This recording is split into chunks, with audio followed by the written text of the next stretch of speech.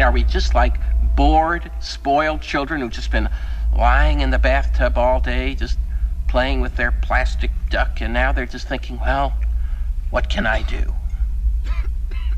Okay, yes. We are bored. We're all bored now. But has it ever occurred to you, Wally, that the process that creates this boredom that we see in the world now may very well be a self-perpetuating, unconscious form of brainwashing created by a world totalitarian government based on money, and that all of this is much more dangerous than one thinks, and it's not just a question of individual survival, Wally, but that somebody who's bored is asleep, and somebody who's asleep will not say no? See, I keep meeting these people. I mean, just a few days ago, I met this man whom I greatly admire. He's a Swedish physicist, Gustav Bjornstrand, and he told me that he no longer watches television, he doesn't read newspapers, and he doesn't read magazines. He's completely cut them out of his life because he really does feel that we're living in some kind of Orwellian nightmare now, and that everything that you hear now contributes to turning you into a robot.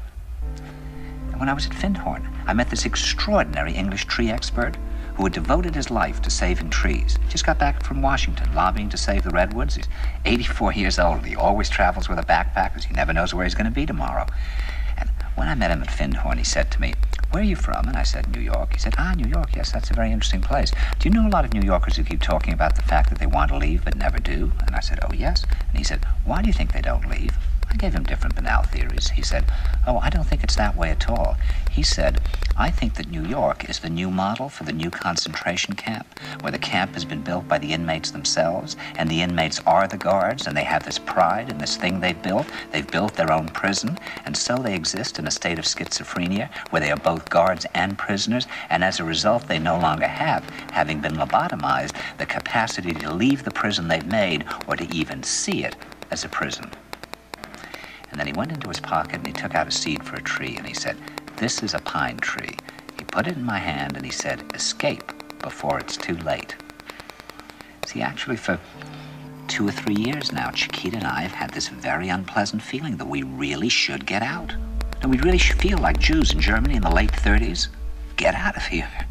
Of course, the problem is where to go, because it seems quite obvious that the whole world is going in the same direction. See, I think it's quite possible that the 1960s represented the last burst of the human being before he was extinguished, and that this is the beginning of the rest of the future now, and that from now on there'll simply be all these robots walking around, feeling nothing, thinking nothing, and there'll be nobody left almost to remind them that there once was a species called a human being, with feelings and thoughts, and that history and memory are right now being erased, and soon nobody will really remember that life existed on the planet.